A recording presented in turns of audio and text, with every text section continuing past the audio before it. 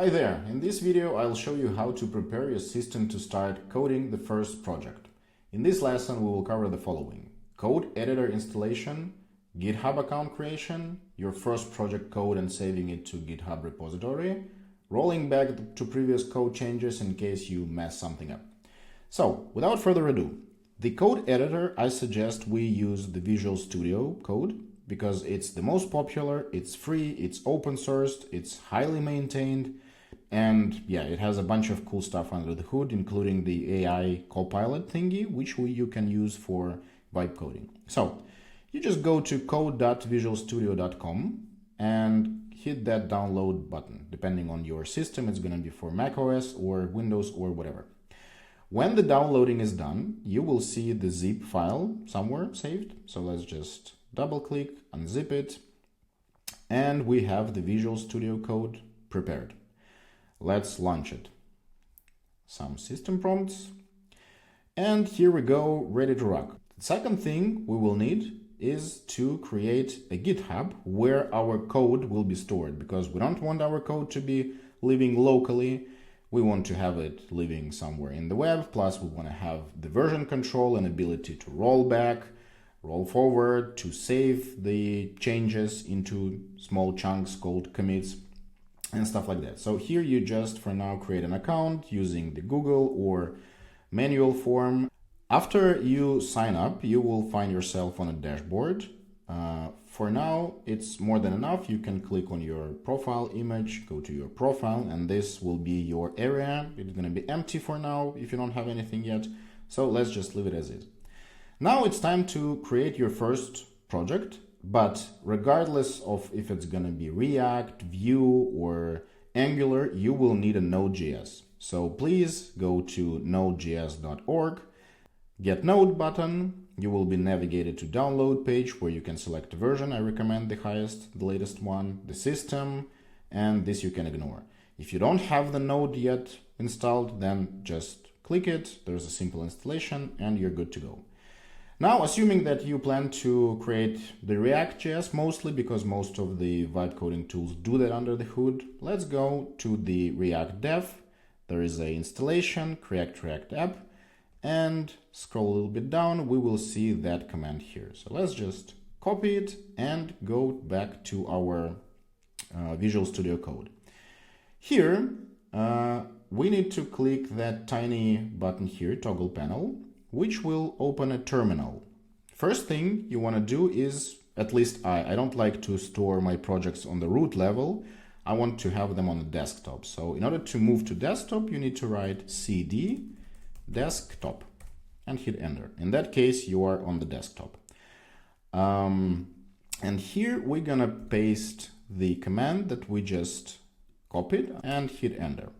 It will ask a couple of questions, such as the name of your application. So let's say it's gonna be test app vibes, and we hit enter.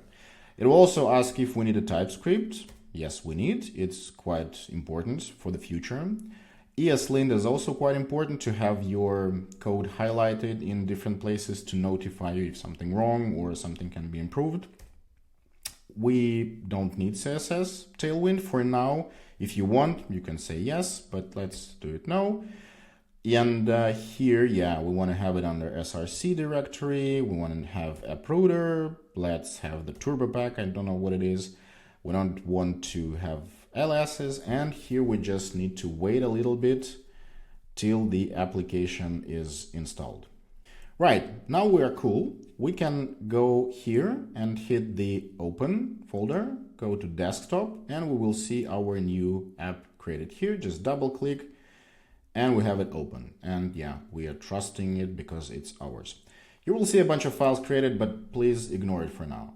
Now I want my code, my project, to be saved into the GitHub repo. So what we're gonna do is we go to source control thingy, and I want to publish the branch here, meaning that I want to make that application live. So we can say, for example, initial upload here and publish the branch. It will say that the extension GitHub wants to sign in with your GitHub, so you allow it. you will navigate it to the browser page with your avatar, or if you don't have, anyways, your name. So you just hit continue. We authorize Visual Studio Code, and we are good to go back to the IDE. Here you will notice that on the top side, you will be offered to either create a private repository or a public one. So if you are making the new next big thing and you want to keep it private, just let it private. Or if you say, okay, I want to have everyone have access to my repo, you select public. For now, let's create a private one. You click that, and after some time, you see that successfully published, and let's go open the GitHub and check if it's really there. So if we go to our profile, you will see that in the repositories, if you had none, you will have one. You click it, and on the very top, you will see your new project created. So half of the path is done. Let's now go back to the IDE. First of all, we need to launch the application to see how it works. So again, let's toggle that bottom panel. As you can see, we are already in our application here, and to start it, we want to npm run dev. And we're gonna wait a little bit, and now we see that the application is running on that port. So we copy it, we go here and we paste it. And this is our application up and running. Now, let's say we want to do some changes here, and let's go to the src, to page tsx, for example, and I want to create a button, hi, I'm a new button here, and we hit Command S or Control S to save it. Now, when you move back to your application, you see that that new button is successfully created.